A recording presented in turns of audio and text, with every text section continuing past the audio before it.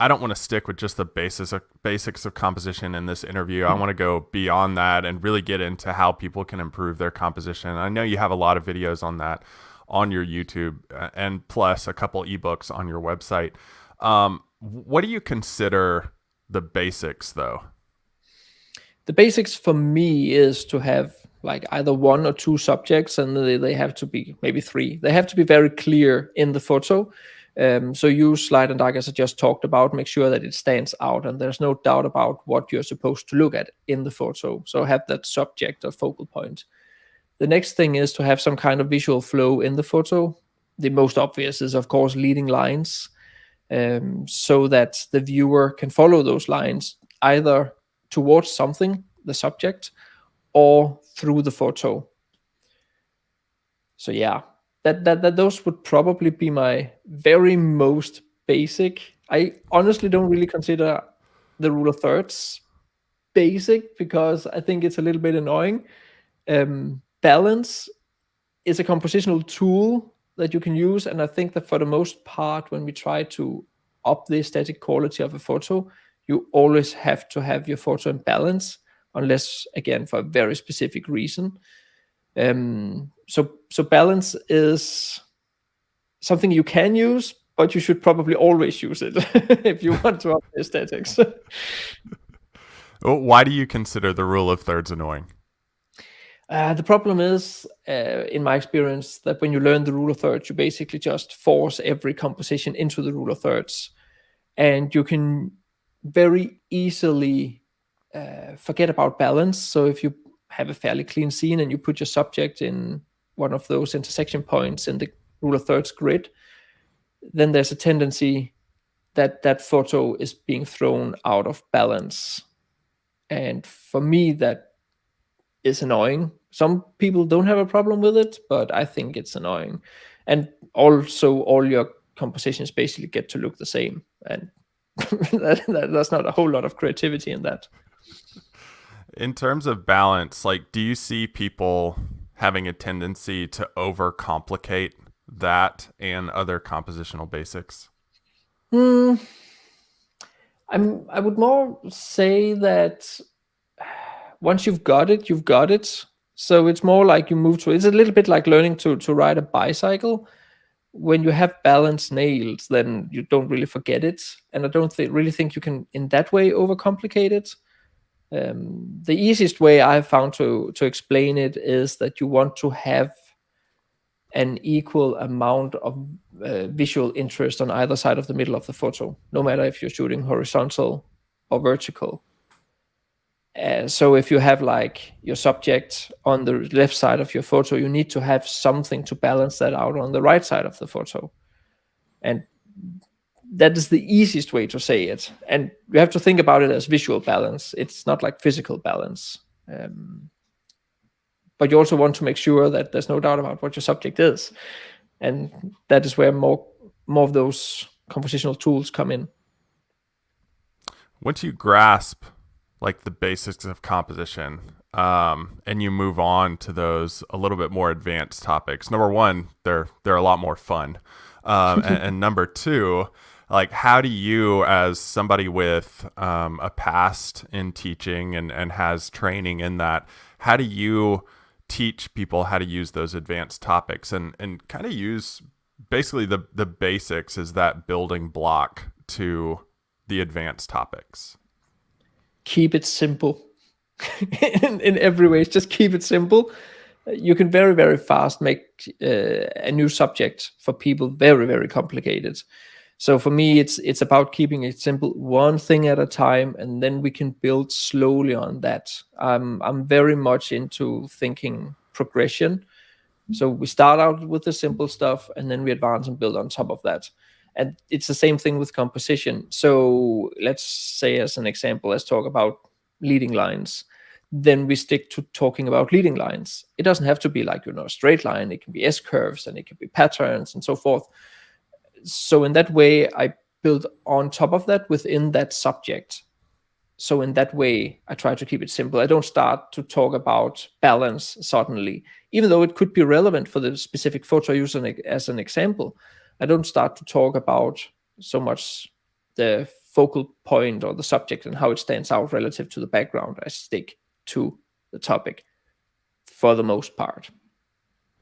I think that's a really great point on especially the leading lines example of not having just a straight line point right to it, because that can be a little frustrating and not being very creative with your photography all the time. But even using like patterns of rocks and how they kind of dance through the frame and lead you a specific way.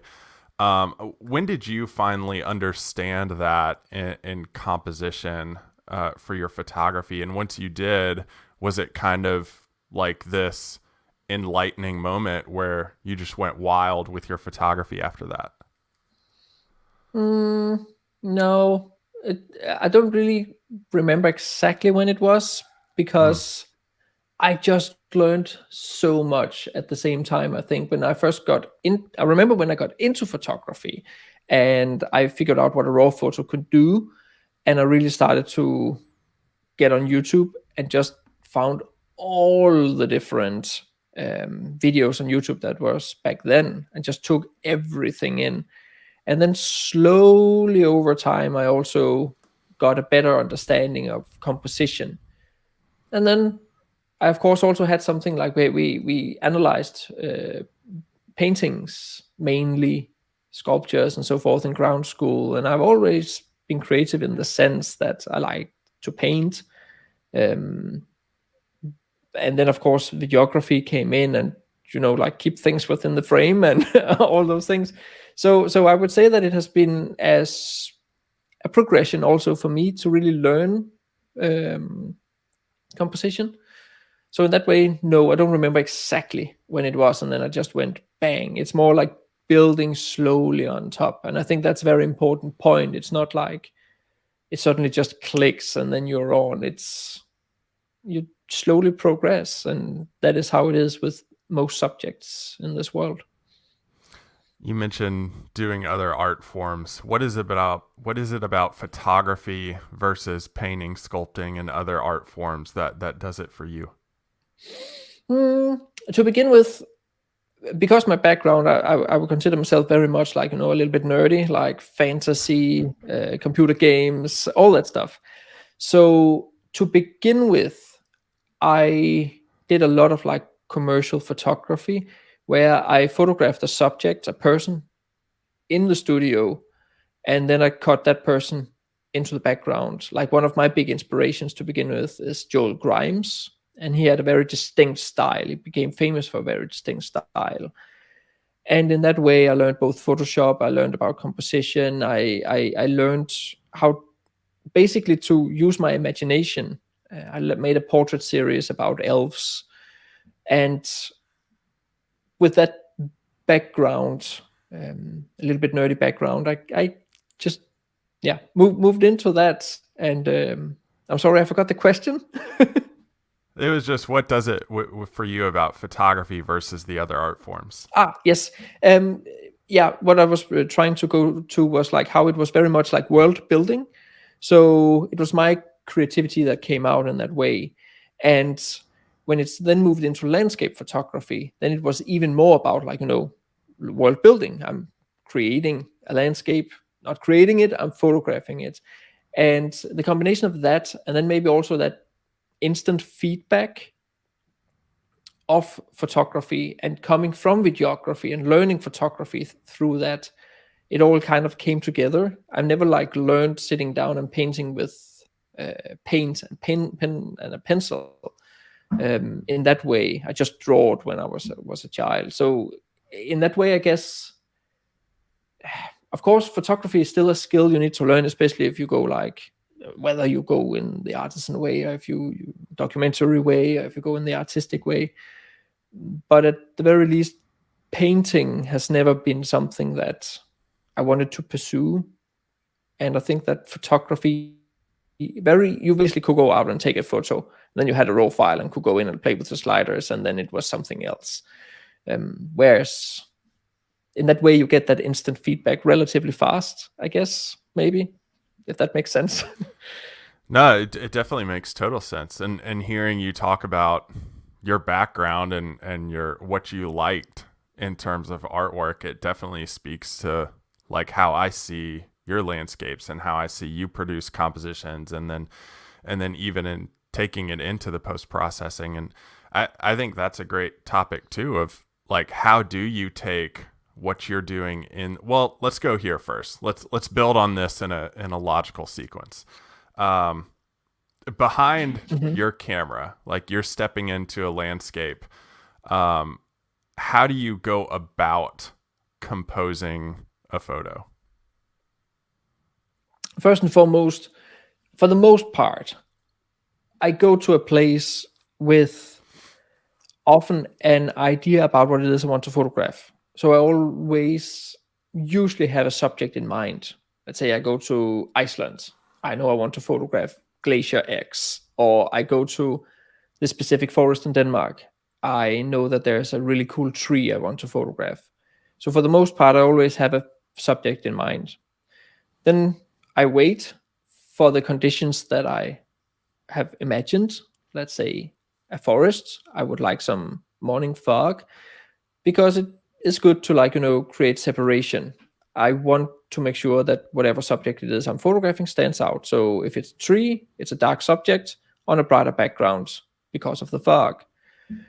And in that, after that, I start to like look for how can I build up this photo, so I don't just take like a straight on central composition where I place the tree right in the middle. Can I include some kind of foreground? Can I improve on the depth? Can I build up a foreground, a midground, and background? Can I find a leading line, a trail, maybe some moss, some leaves that is placed, whatever, or fallen down in a specific pattern?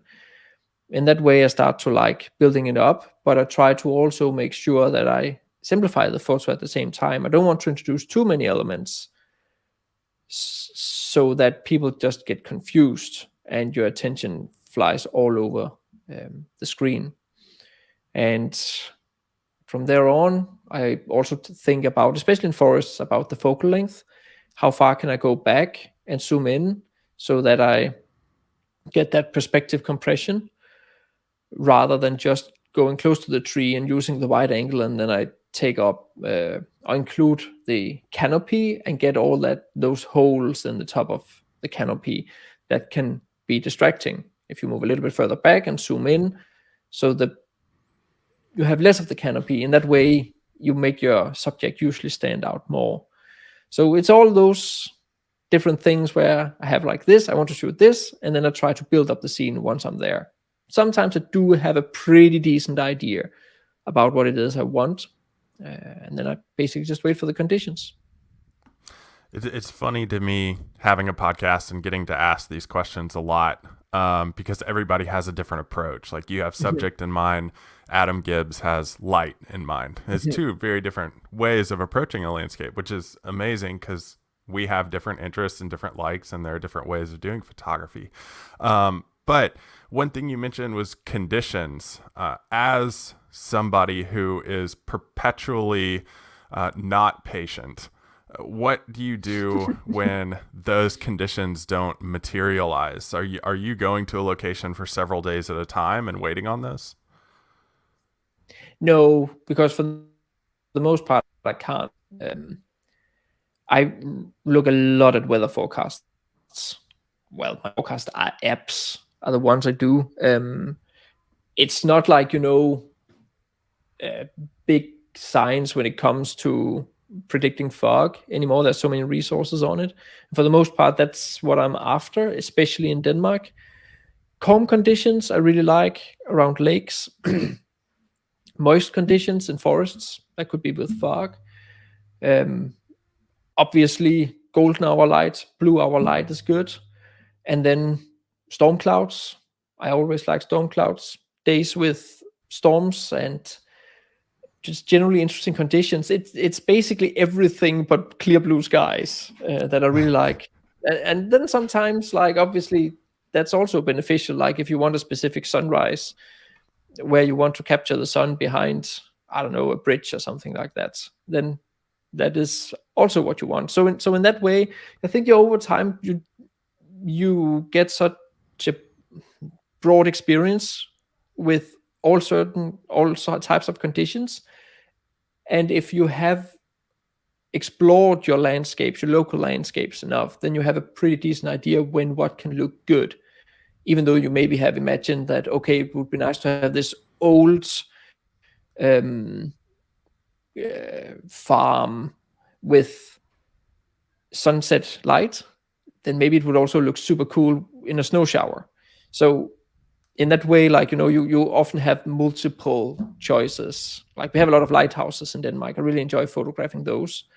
And I don't know, I have a collection of like 10 or 15 different lighthouses by now. But sometimes I also go to the same lighthouse and capture it in different conditions.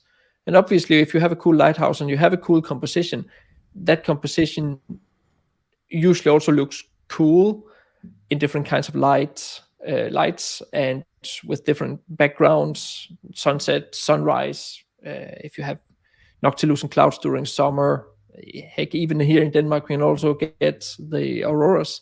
So in that way, you can have basically the same composition, which is rather cool in different conditions. See, that's an advantage you have in Denmark. You can drive just a short distance and photograph a light. I have to drive like 8 hours to get to the closest lighthouse to me. It's insane. So dumb. Yeah. I would also say that when it comes to lighthouses specifically, Denmark is really, really good. That's one of the top countries for lighthouses, that's for sure. When you finally get that shot in the field, how do you take what you've done with composition over into post-processing and kind of continue to play on that composition in Lightroom or Photoshop?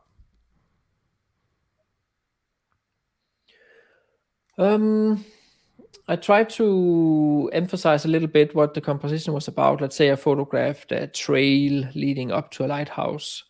Then I may darken the surroundings around that trail and then brighten the trail a little bit, just not so it looks unrealistic, but just so that there's no doubt about what it is you're supposed to look at. So emphasizing the composition in that way. Maybe if a lighthouse, I photographed a white lighthouse, and even though the sky may be dark, I may darken it a little bit more to get a little bit more contrast out of it.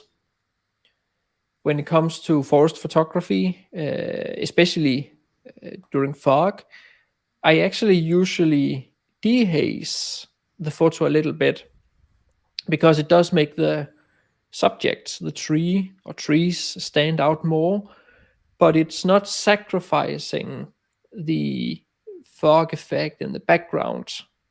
So for some reason, the effect is a little bit hard to explain, but it's as if the dehaze slider works in depth so that it dehazes a little bit more what's close to you than it does in the background. I think it has something to do with how it's designed in regard to contrast, but I'm not a Photoshop engineer, so I don't know exactly. So in that way, I basically just try to emphasize the composition and what I was thinking on location. I have found over the years that I don't really care how heavy-handed I am with the editing, but for the most part, I don't want to move too far away from what's not necessarily reality, but what's we can perceive and accept as reality with our eyes, if that makes sense. It does. And I think that's a huge hack for anyone watching to understand, is that yes, you go about composing something in the field, but when you bring it over into post-processing, you continue to stick with that composition. And you have so many options of how to post-process your photo. It can get a little overwhelming, and then you're like, well, I'm going to pull this blur feature and I'm going to pull, light from here. And then all of a sudden your composition is completely muddled and doesn't make sense. Just keeping it simple, like you said, it is the easiest way to do it. And it enhances what you've already seen in the field.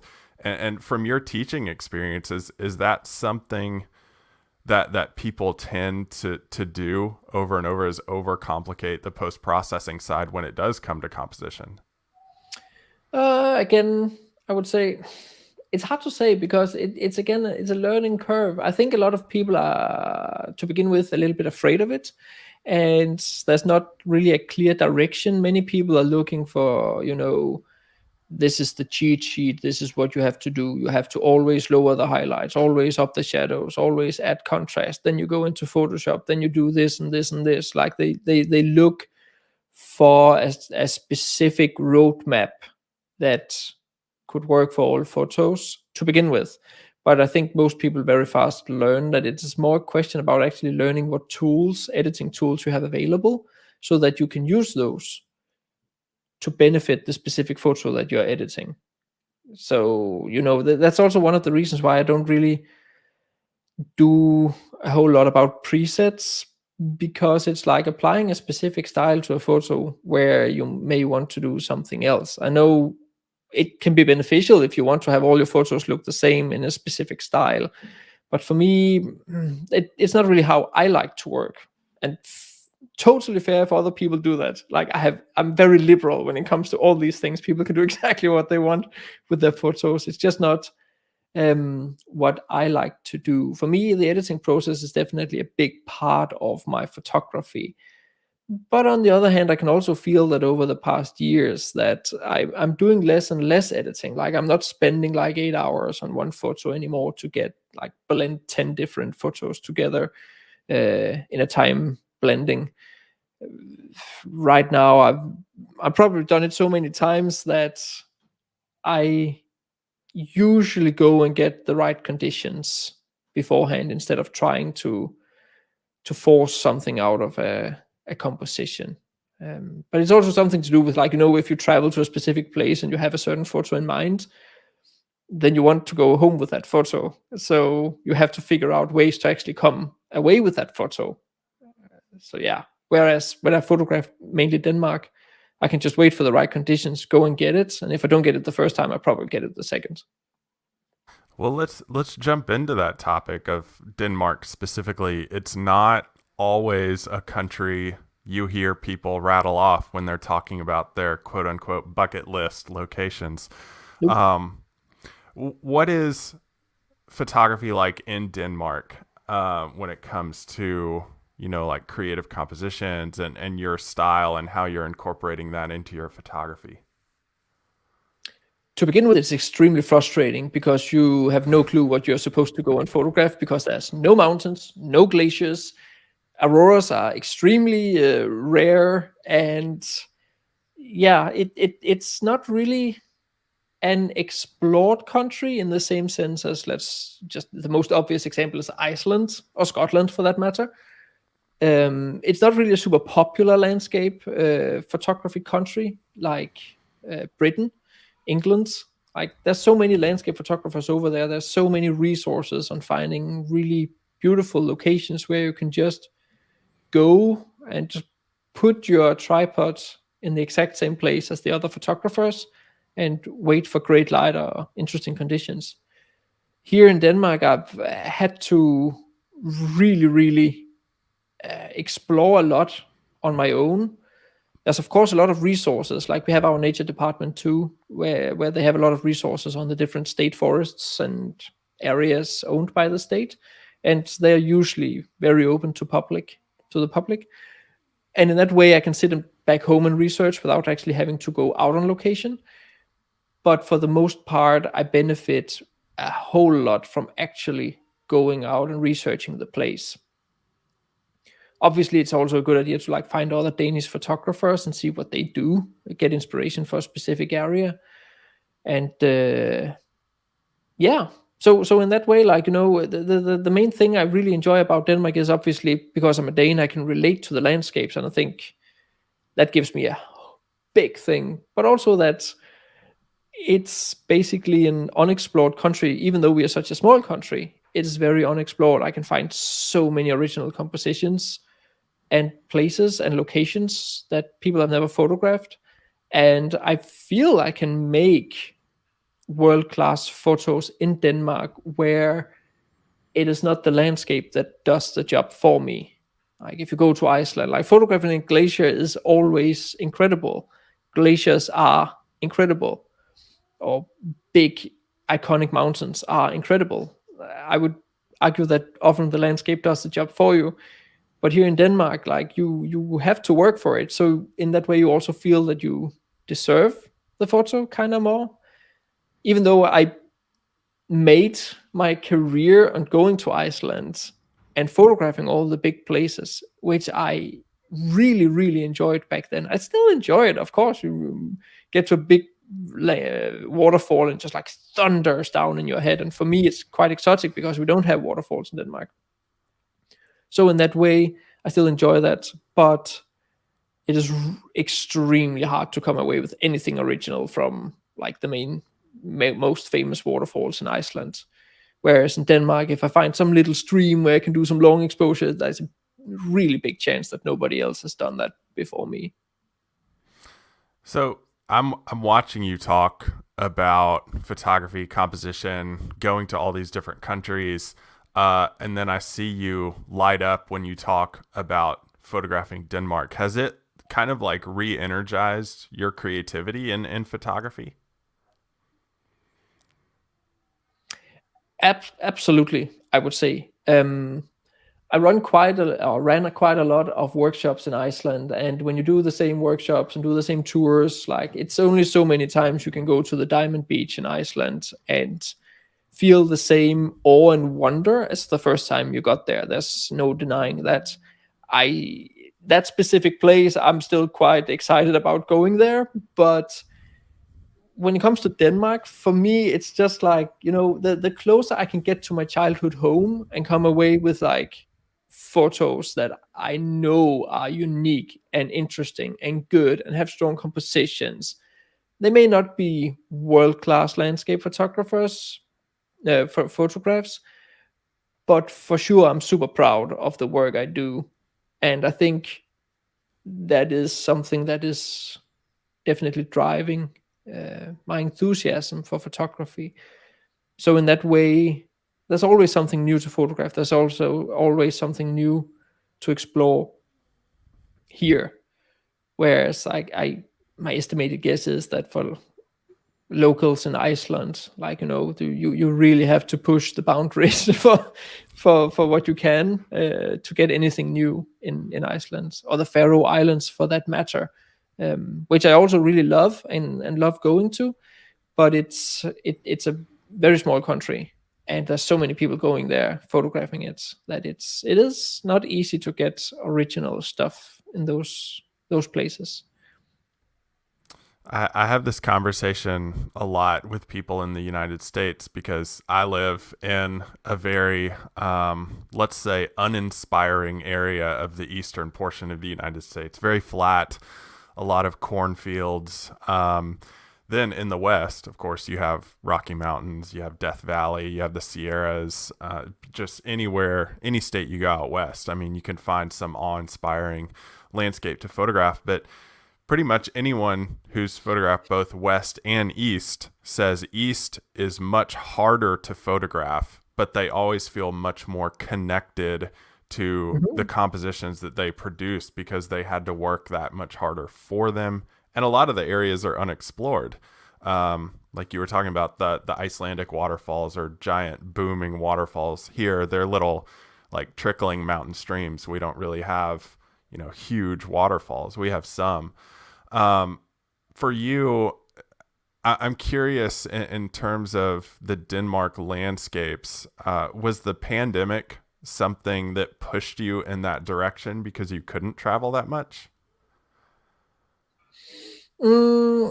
It's funny because I've been asked about that before. If the pandemic forced me to be in Denmark, I would say no, because I had already discovered that I could actually do really great photography in Denmark. I did that all the way back in like the winter of 2019. That was where I got my first, where it's like, whoa, I captured this lighthouse that is placed in a dune in a snowstorm.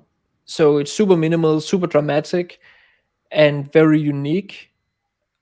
And that was where I was like, whoa, okay, I can actually do awesome stuff in Denmark.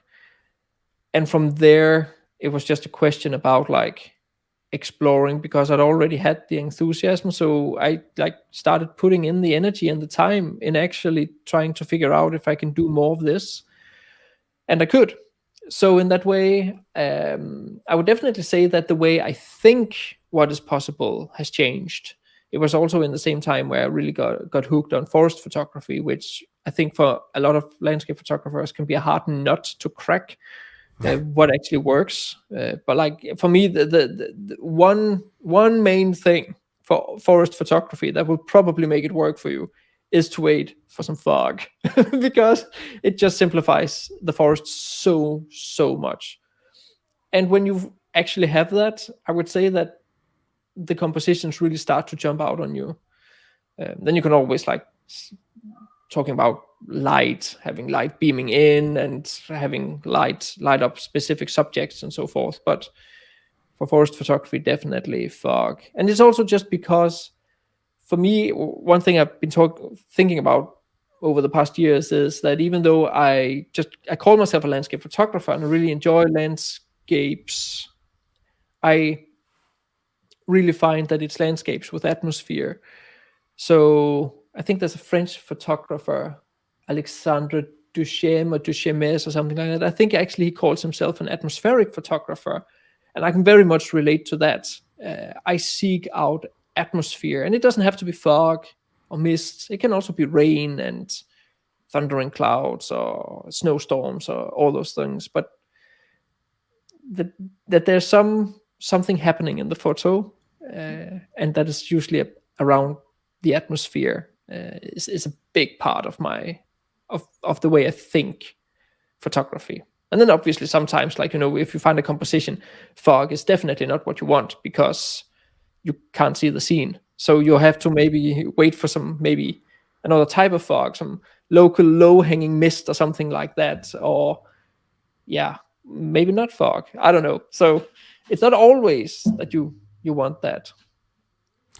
I'm curious, hearing you talk about your local places might spur an interest for somebody watching or listening about, they want to start photographing more locally themselves. Mm-hmm. What tips would you give them for finding not basic compositions, but just really, really dialed in, good, simplistic compositions around where they live and going out and scouting those?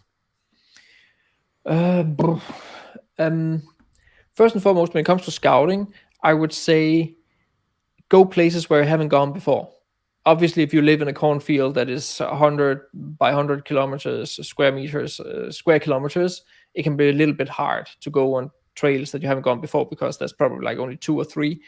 But at least for me here in Denmark, we have a lot of like country roads and small roads. Like, go down those where you haven't driven before. There's surprisingly a lot of roads I've never driven around my hometown of only 50,000 people. So suddenly I just find compositions. I find, there's a lone tree I've never seen in front of a canola field or rapeseed field or whatever you call them in English.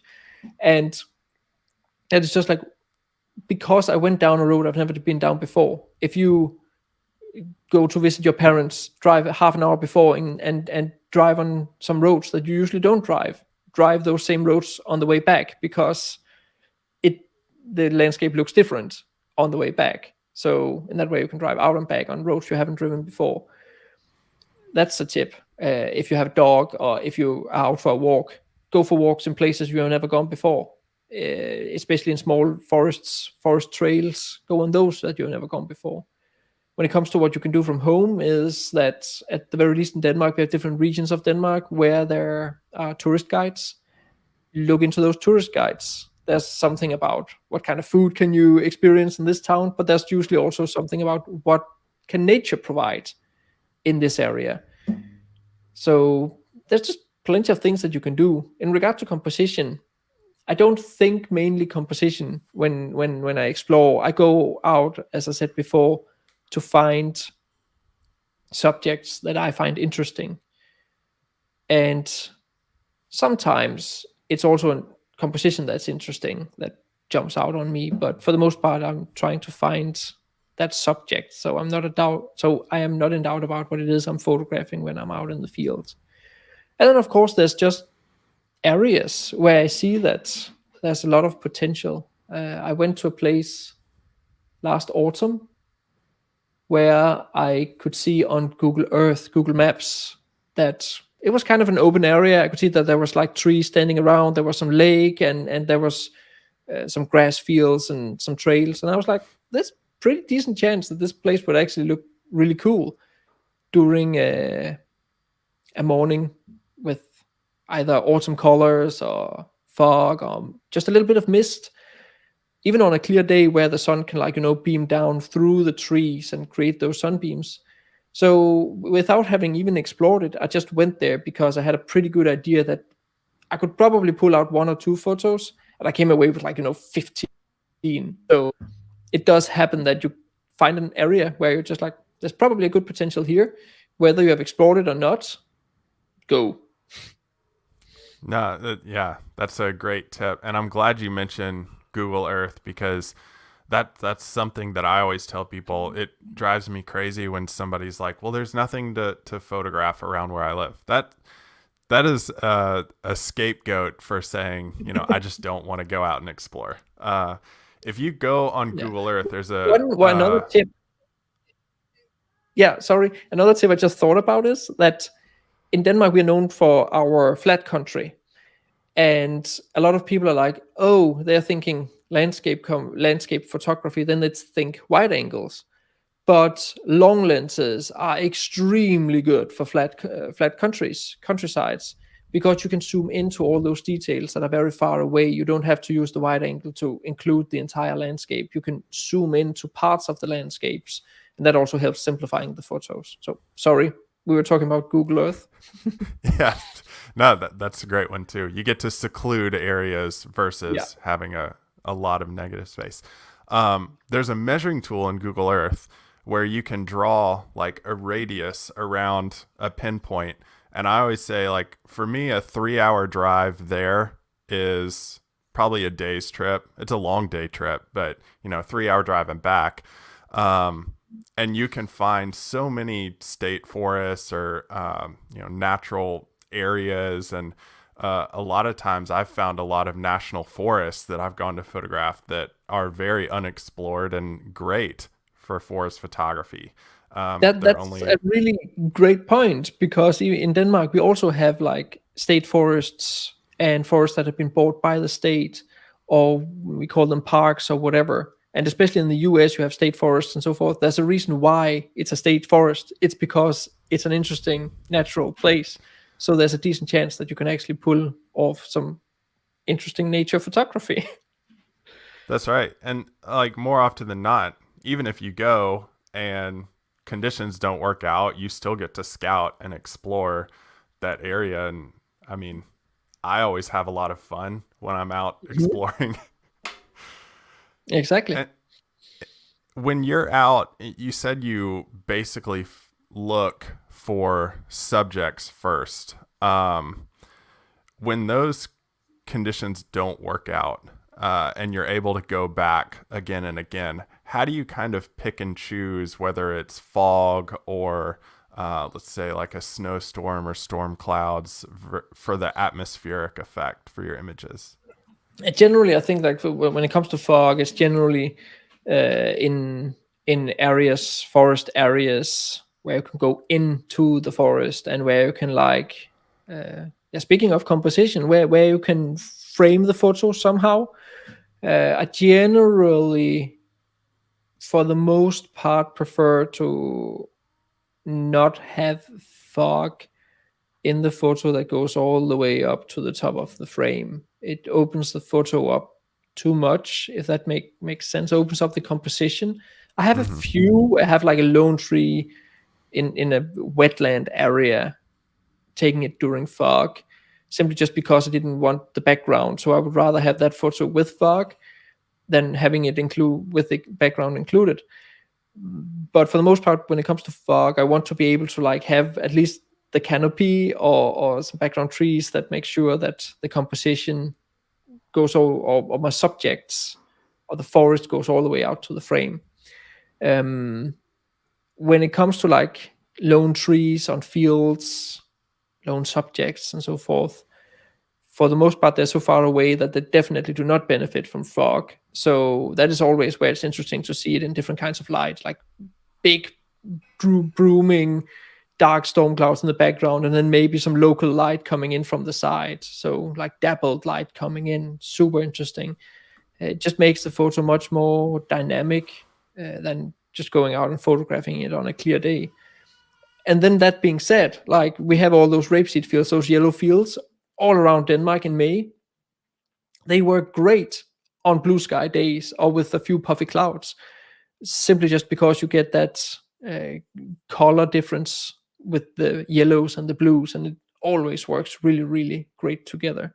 That's the thing also with Denmark. Like we're the country in Europe with most farmlands relative to our size.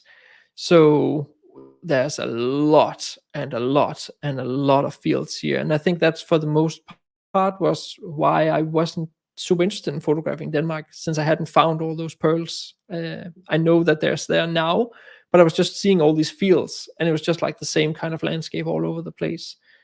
But if you actually start to implement and photographing those farmland fields, you can also get some incredible stuff here, especially from May and then until before harvest season, and then of course during winter when they get covered in snow, it also helps a lot.